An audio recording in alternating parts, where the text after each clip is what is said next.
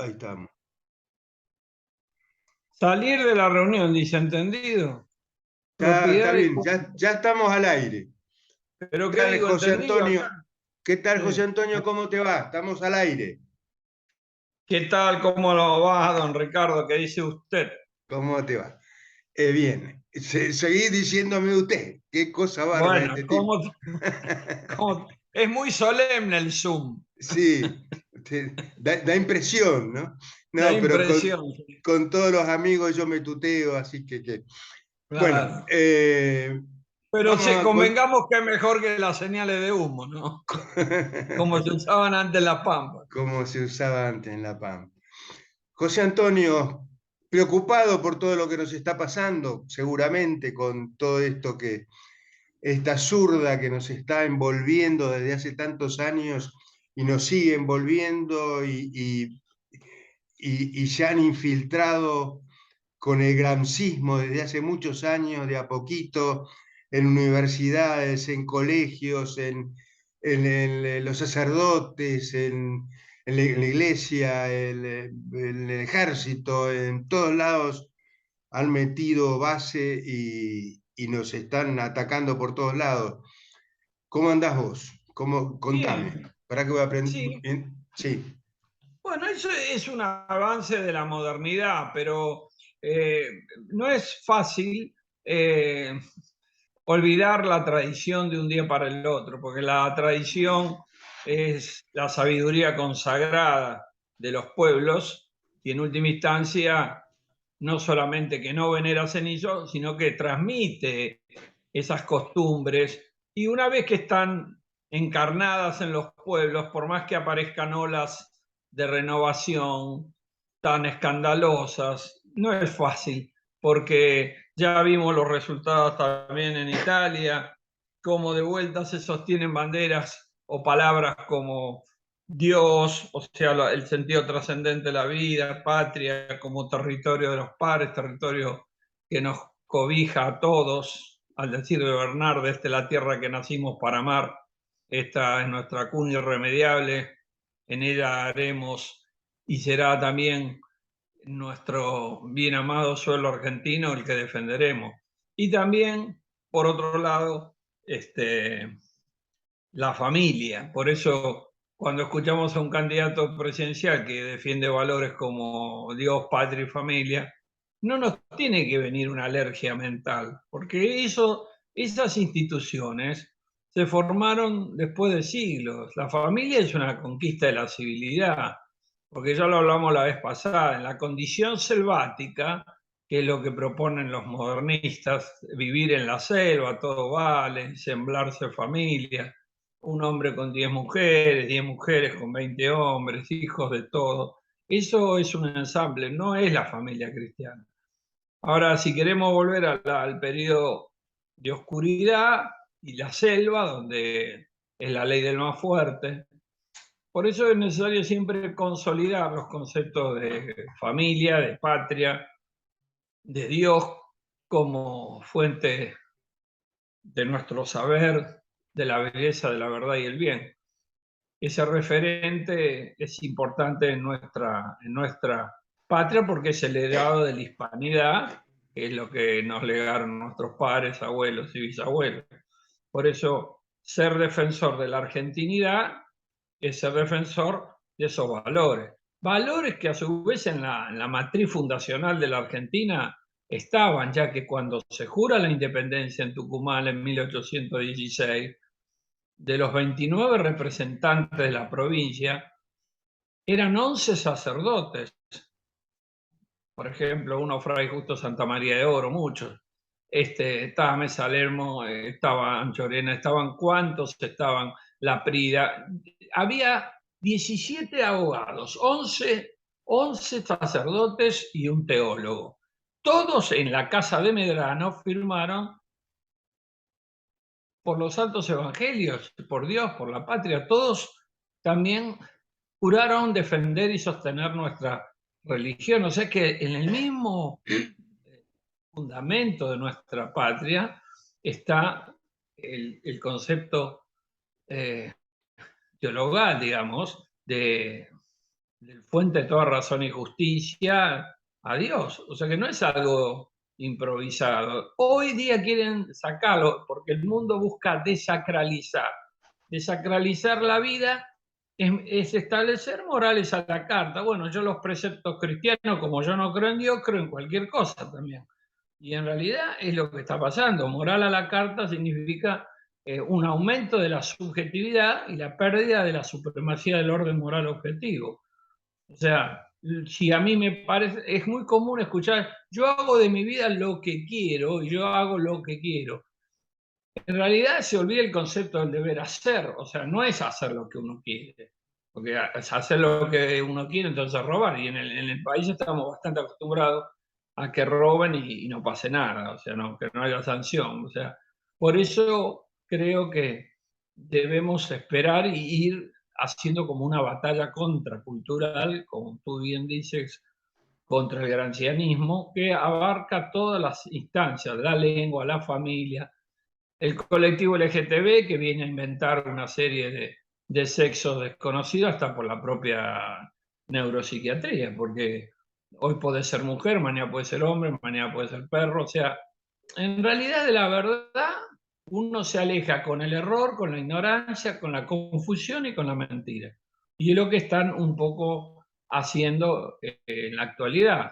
El gobierno actual, kirchnerista, aparte de la chatura mental y falta de cultura que tienen la mayoría de sus representantes, porque no podrían soportar cualquier tema, tanto filosofal como teologal, se les ocurre fundar la patria a partir del aquí y la ahora. Y lo antiguo no existe, es todo viejo. La regresión se ve también a nivel cultural.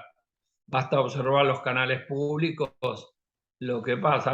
Hay un olvido de la verdad y un olvido de la belleza que se ha cambiado por lo chapucero, por la ordinariez, por, por lo que elige la gente por televisión. No hay un espíritu docente tampoco, muchas veces, entonces se subvierte el sentido y los alumnos se plantan en los colegios manifestando que ellos son los que van a elaborar los planes de estudio, amén de pedir sus golosinas para satisfacer los instintos alimentarios que por ahí llegan de su casa. Pero ¿en qué condición un joven de 13 años le puede hablar un profesor?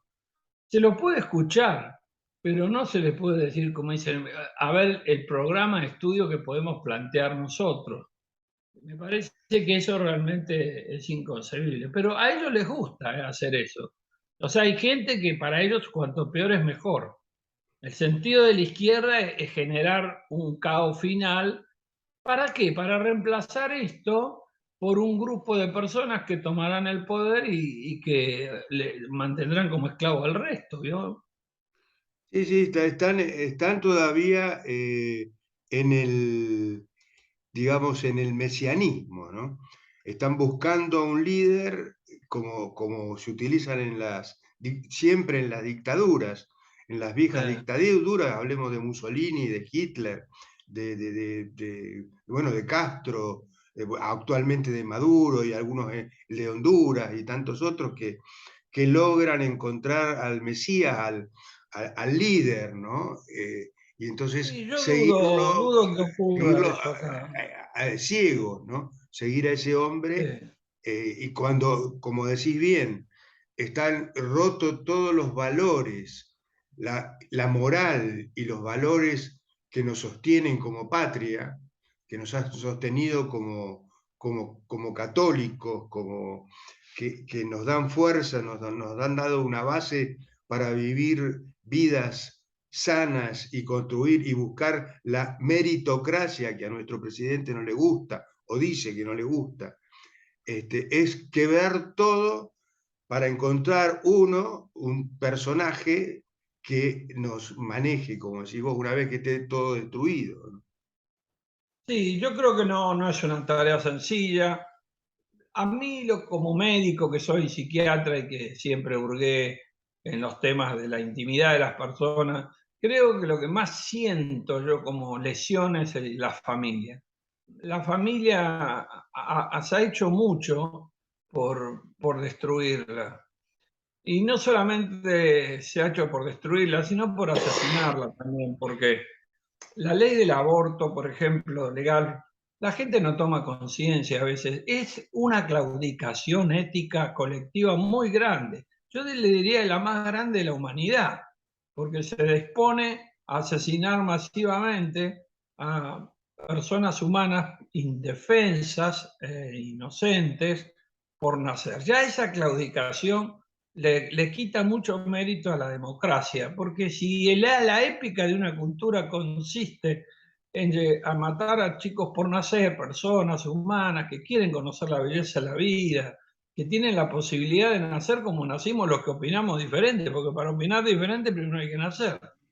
Si quieren hacer eso, en realidad eso es mismo una claudicación ética. Así que ahí empiezan ya destruyéndola, desde el nacimiento. Después vino el divorcio, las separaciones, la facilidad con que se hace todo. Y después, bueno, vino este ensamble musical de varias familias y le llaman familia. Y ya después lo último, los matrimonios homosexuales, que la gente yo entiendo que le puede caer mal porque lo que más se escucha es eso, ¿no? El matrimonio. No hay matrimonios homosexuales, hay uniones entre un hombre con otro hombre, pero no es un matrimonio. Ni siquiera responde a la etimología del matrimonio, matriz, maternidad. No hay. Y bueno, y los respetamos, sí, todo el mundo. Yo soy psiquiatra, atendí muchas personas que han tenido esos padecimientos, porque en el fondo son padecimientos y en el fondo son desórdenes naturales también, como otros tantos. Por eso le daba el ejemplo la otra vez de la licantropía, el que se autopercibe perro o lobo. Entonces, ¿qué haríamos con ese hombre? ¿Le ponemos un documento nacional de identidad? ¿Cómo lo llamamos? Le damos alimento balanceado por respetar, no solamente se destruye el concepto de la psiquiatría, sino que desaparecen todas las enfermedades mentales, porque cualquiera que se autopercibe Napoleón o se percibe un mesiánico mandado por las estrellas y por un dios pagano, habría que respetar todo eso y dejar que proceda en consecuencia, incluso violando el derecho de los demás, porque él es así. No sé, creo que esto va a tener un periodo y la sensatez va a recuperar. Eso no quita de que uno reconozca que puede haber uniones entre personas de un mismo sexo y a su modo llevarán una felicidad particular como ellos, pero el concepto de matrimonio no es lo mismo, no es lo mismo, no es lo mismo. Pero Exacto. no lo digo, no lo dice solo la ciencia, lo dice el sentido común. Y ahora hay toda una prédica en los colegios. Dejen que los jóvenes encuentren la sexualidad, que el instinto sexual es muy fuerte. Entonces, que lo vayan reconociendo, que haya educación sexual, que debería venir por parte de los padres. Son temas vinculados a lo íntimo, al recato. Debería hablar los padres contigo. Y me dice, pero los padres no saben. Bueno, estudie, me dijo.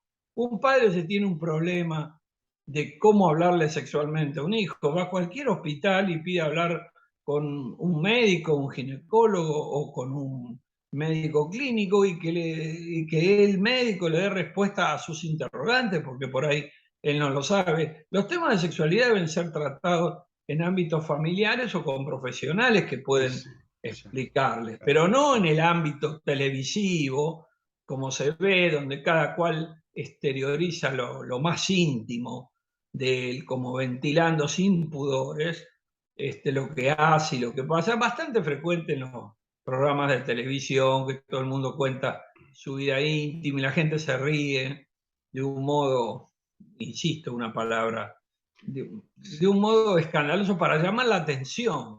Y claro. eso es el rating, esa es la mercadería, esos son los mercaderes de la televisión, que se sienten, se ufanan de tener mucha gente que los ve, el rating, porque con eso viven. Entonces, es subordinar lo económico, no se subordina a lo ético, y lo ético, entonces, si hay un buen programa, usted ve que siempre invitan a los mismos, no invitan a un profesor de teología, de filosofía, de historia, se invita a gente que dice, mayormente está muy devaluada la televisión, Sí, y sí, a mí los medios. el poliamor y todas esas cosas que se ponen de moda, ¿no? Claro, pero el contenido televisivo, yo he estado en Europa y he visto, no digo que sea muy diferente, pero los temas se abordan con un poco más de seriedad y con mayor propiedad de quienes conversan sobre un tema. Acá empiezan a hablar con una seguridad, alguien que no es, ni siquiera estudió sexología, y empieza a dar cátedras, viene una vedette y habla con una modelo y una periodista que no es periodista, pero que habla y dice y cuenta y lleva a los programas y qué le hiciste y tu novia. Eso de ventilar, que provoca esa suerte de relación epidérmica. Me parece falta ese pudor de decir, bueno, si yo tengo un problema de esa índole, consulto con un profesional a ver que me oriente, si está bien, si está mal, si, cómo se puede resolver o no se resolver, pero en el ámbito que corresponde. ¿eh? Eso es mi opinión con respecto a los temas de la modernidad. Después hay una idolatría pagana, yo diría, de la democracia, demagógica y populista. La otra vez hablamos de que precisamente fue Platón quien dijo que las monarquías, los sistemas puros eran monarquía, aristocracia y república, y que los tres podían degenerar. La república degenera en una democracia demagógica, en la oligarquía es una degeneración de la aristocracia, y las monarquías degeneran en tiranías.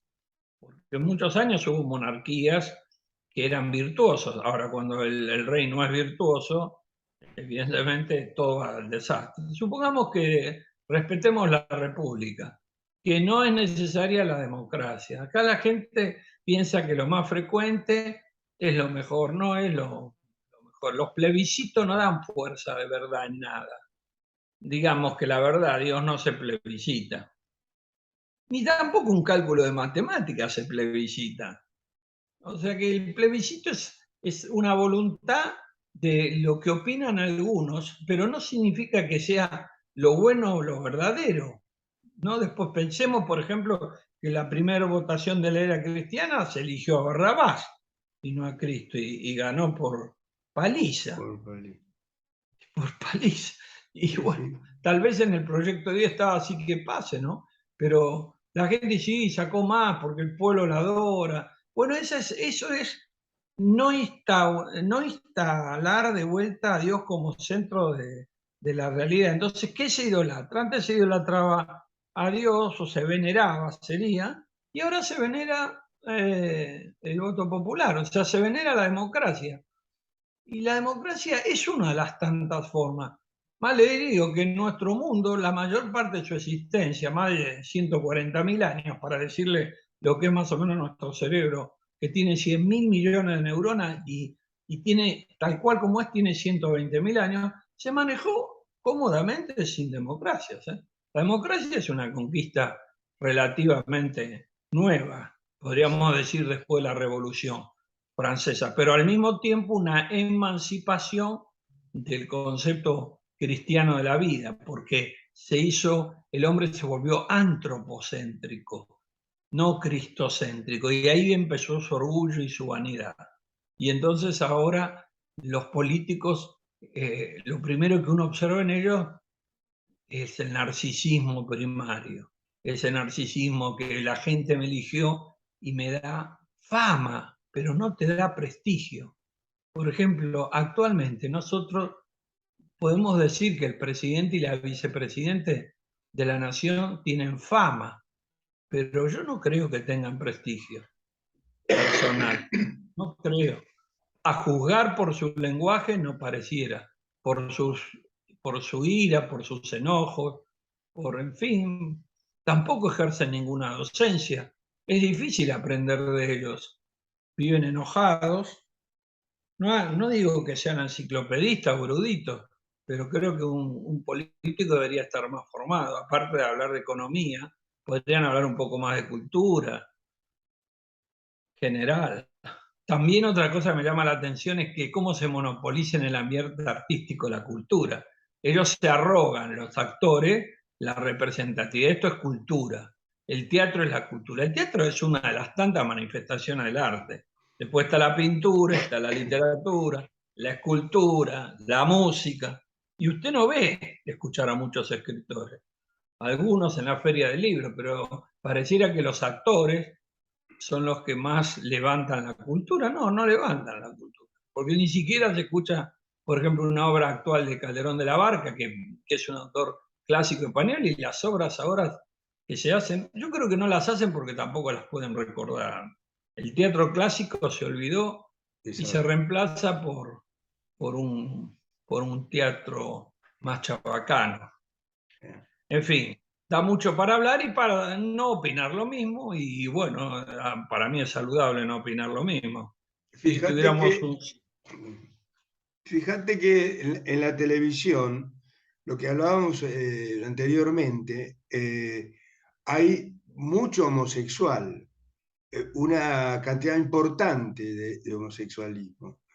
Y no se ven parejas, lo que estamos diciendo, con familias constituidas, o cada vez son menos. O sea que el ejemplo que da, como bien dijiste, que la televisión es casi como, no sé cómo decirlo, pero casi un dios, donde está ahí la verdad, donde está todo. Y ahí está esto que te estoy diciendo, siendo como hablamos la otra vez, que la homosexualidad los problemas de género, vos lo sabés bien, están en el 0,12% de la población. O sea que a nivel general es mínimo lo que representa eso. Pero sin embargo, Sí, uno lo tiene en la televisión, donde ayer estaba viendo un programa de estos banales, uno de chiste y esas cosas, y contaba, había 8 panelistas, de los cuales te diría que 7 eran homosexuales. Y eso es muy, muy común. Hoy yo ya superé los 50 años de matrimonio y,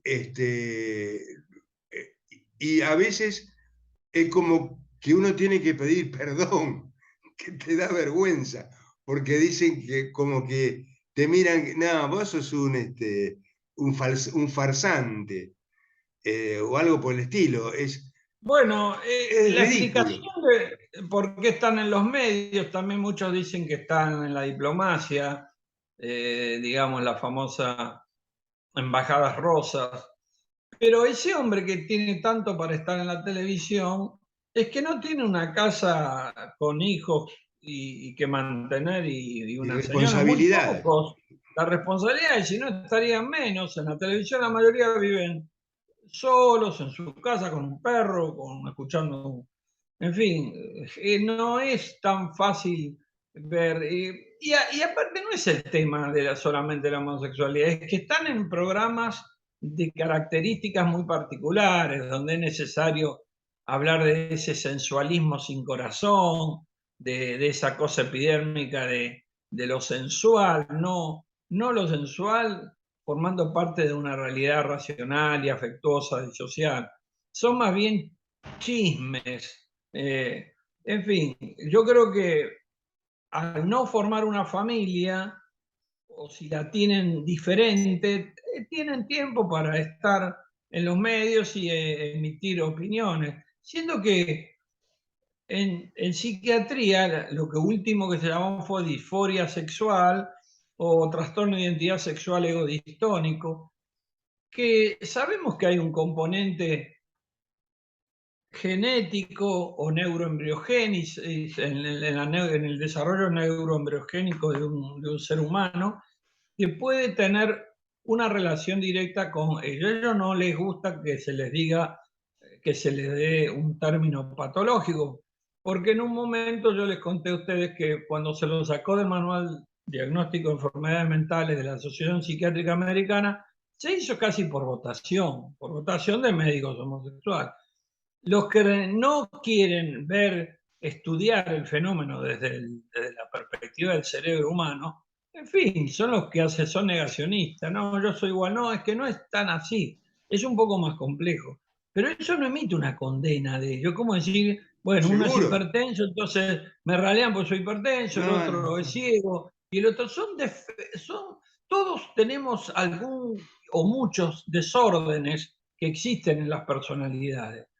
Pero, en fin, hacer esos escándalos públicos frente a la catedral o esas marchas de desnudez inapropiadas, porque quien lleva una vida sexual puede mantener tranquilamente su intimidad y nadie le va a perturbar, desde su casa nadie, pero ellos necesitan, viste, como esa esterilización, le llaman esterilización del pavo real, pero el pavo real lo hace porque es un modo de seducir a la hembra.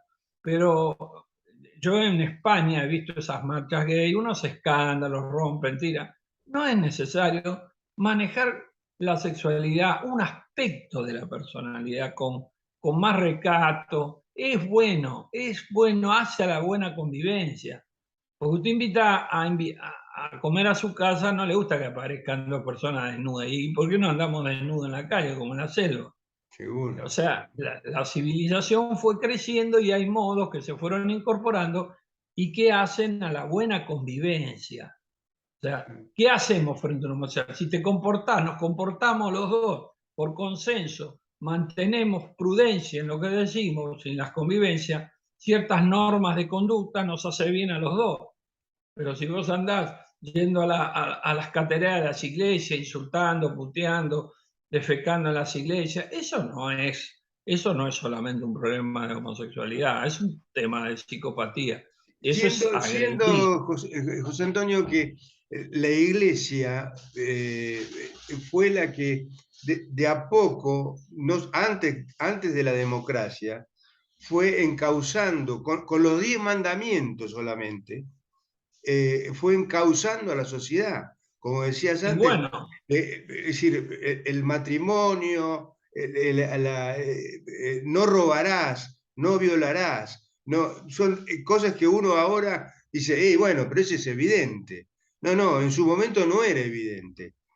Fue formando, mejorando la sociedad a través de los años, ¿no? bueno, Incorporando ese es estos el código reglamentos, ético por excelencia, el código ético, las tablas de Moisés, los 10 mandamientos. Y si la exacto. gente cumpliera los 10 mandamientos, todo sería bastante bueno, aunque sea aproximarse. Pero el hombre se cansó de instalar ahí, se vino esa sublevación casi diabólica de sentirse que era más que Dios o que esas tablas no creía, dejó de creer en Jesús y dejó de creer en las tablas y se pone la moral a la carta. Y está bien, a mí tengo embarazo una chica y después la dejo y la cuelgo y que se haga cargo la mujer y los padres de la mujer, yo me voy a tener con otra Otro por chica otro y así lado. van. Otro lado, eso es la actitud, si bien psicopática, de abandonar las responsabilidades. José Antonio, El eso amor, redimió, perdón, el amor tiene cuatro piezas a fundamentales. Si ver, no se tiene esas cuatro patas, pensemos en una mesa de cuatro patas, que si falta una se cae. Esos cuatro elementos que sostienen al amor, no el enamoramiento fugaz, porque no, el amor tiene ocasión de eternidad y es sustentable. Es un sentimiento que nos cautiva positivamente, pero tiene que ir acompañado por estos ingredientes, estas cualidades: el respeto, el conocimiento, el cuidado y la responsabilidad. El conocimiento: quien dice que ama algo busca conocer ese algo. El que dice que ama las plantas sabe de plantas, busca, va, se compra un libro de plantas, y le gusta cómo protegerlas, claro. protegerlas. O sea, el cuidado, el segundo elemento. La Cuidado. madre que ama a un hijo le da el pecho, lo cuida, lo baña, lo lava, lo vacuna. Si falta una de esas cosas, el respeto, no insultar, no agredir, tratar bien con deferencia al prójimo, esa humanidad está establecida perfectamente en muchas religiones monoteístas y en el cristianismo de manera muy especial. Hay que leer un libro de Lain Entral que se llama Teoría y Realidad del Otro, cómo explica él cómo el cristianismo viene a modificar el concepto de otridad también, de qué es el otro, y la nostridad, en base al conocimiento, el respeto, el cuidado y la responsabilidad. También hay virtudes que yo agrego a veces, que el que ama tiene el coraje de defender lo que ama. En ese coraje, ese objeto amado es defendido. Entonces, si nosotros a la patria le ponemos esas cualidades, los que amamos la patria, querer conocer su historia, respetar sus símbolos, cuidarla, su territorio, y responsabilizarnos, actuamos como una comunidad. Y hay gente que no le gusta nada esto, porque vive, yo creo, lo que en psiquiatría se llama una herida narcisista. ¿Qué es una herida narcisista? Y la persona con muchas frustraciones a veces en su vida se torna violento. Y al tornarse violento no acepta muchas realidades. Dice, no, ¿por qué yo tengo que hacer caso a esto?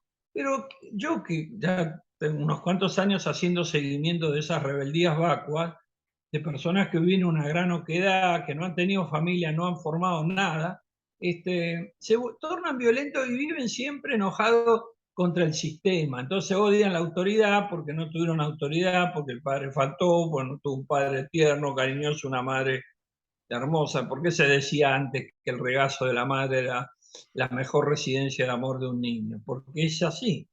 Porque el amor tiene una configuración, aunque parezca menos romántica, en el cerebro. O sea, el chico cuidado, besado de chico, protegido, y atendido y escuchado, es una personalidad que seguramente va a tener bases de personalidad madura. Si ustedes dejan la mayor orfandad a los chicos, seguramente esos chicos con el tiempo, y eso lo dice uno por experiencia de vida, porque cuando pasamos los 70 años hemos visto mucho en psiquiatría, así que he visto jóvenes de familias desavenidas y los he visto crecer y visto sus rebeldías, cómo han cambiado en el colegio, ni bien los padres se separaban o se peleaban. Ahora en realidad ya no se separan porque tampoco se casaron. No se casan y uno dice, ¿por qué no se casan? Y bueno, porque muchos quieren volver a la jungla. Es así, volver a... Lo ponen como progre lo que es re viejo. Lo que hablábamos recién, que la religión, digamos, para no decir el catolicismo, la religión redimió la barbarie y hoy la Argentina está yendo hacia el vandalismo, que es lo que estás Sí, sí. diciendo. Ahora, dentro de un ratito se nos va a cortar, pero Sí, vamos a continuar porque tengo algunas otras preguntas. Me gustaría charlar sobre el sí. indigenismo, todo esto que nos está pasando, que Hay esto que tiene tener, que ver con el hay que tener vandalismo. Sí. Hay de una mirada esperanzadora. Pensemos que hay una etapa de odio un teu, que la humanidad pasó odio a Dios, y filium teu, o sea, amor a Dios. Seguramente estamos orbitando una etapa de la humanidad con la tecnología como madre y diosa de todo, y nos olvidamos de la humanidad. Porque yo no sé por qué se puede ufanar una nación del primer mundo que dice, por ejemplo, yo soy el primer mundo, yo tengo la bomba atómica. Yo, en fin, podría decir que sea el primer mundo, pero no por decir que tiene la bomba atómica. Curiosamente, los primeros mundos son los que tienen la bomba atómica, lo que nos puede hacer desaparecer como especie humana. En vez, si una sociedad tiene una tecnología, una cultura, un arte, una literatura, pensemos en Italia del 1300, de Petrarca, de Ligeio, el anterior, de Virgilio, de Horacio, en los tiempos latinos del Imperio Romano, la misma España del Renacimiento. Y bueno, no había bombas atómicas, ¿no? Ahora parece que el primer mundo es tener bomba atómica. Y hay pueblos que no la tienen y viven felicidad, que en última instancia es lo que busca el hombre, la felicidad. Así que bueno, Es como volver lo que estábamos diciendo a la barbarie, donde estaba la ley del más fuerte. El macho más fuerte se transformaba en el cacique o algo por el estilo, o el macho del barrio, digamos, y como era el más sí, fuerte, era el que dominaba todo lo demás, sin ningún control, sin necesidad de ser inteligente, ni bondadoso, ni tener otras virtudes que por ahí, no, que seguramente son igual o más poderosas que la fuerza. bueno, esos serían los hombres sabios para Sócrates, para Aristóteles, para los iniciáticos también, para Parménides, para los presocráticos también, incluso para las distintas escuelas, tanto los estoicos, o para los primeros cristianos que sostenían que no puede ser feliz la persona que no es virtuosa. Y la virtud es la prudencia, es el coraje, la justicia, la sabiduría, en fin, todos esos elementos que deberían constituir la personalidad. Pero las virtudes, decía Aristóteles, deben ser ejercitadas como un músculo. Para que un músculo esté en tono, hay que caminar, ejercitarlo. Y también la virtud, los buenos actos de comportamiento, el buenos días, buenas tardes, permiso, si uno lo repite, se internaliza. O sea que necesitaríamos un poquito más de sabios, más que de hombres, en fin, que, por ejemplo, el sindicalismo en la Argentina, yo creo que no se lo puede escuchar ya. Ellos levantan la bandera Eso es el de vandalismo los que yo te derechos, decía. pero Claro. ellos no hacen lo de los obreros, ellos no son obreros, no son obreros, nunca los ellos levantan, viven, mercachiflan las penas, como diría Larralde, mercachiflan las penas. Me gusta ese concepto de Larralde porque dice, yo no mercachiflo las penas o de, ¿cómo se llama?, de Omar Nuevo Palacio, otro cantor que se llama Provincia de Buenos Aires. Ellos viven como señores y bueno, levantan que pobres los obreros, sí, está bien, pero el obrero que es un obrero feliz, con su familia, que vuelve a su casa y que va mejorando en su en su actividad, en su trabajo, en su oficio, va ascendiendo en la fábrica y va siendo reconocido. Y José no, Antonio, si no, tengo que ir al corte y bueno, continuamos. ¿Me aguantás con un mucho cacho? gusto, Un- estimado, con mucho gusto. Ahora continuamos, Otra- vamos a un corte, por Hasta favor. luego, Hasta adiós. luego.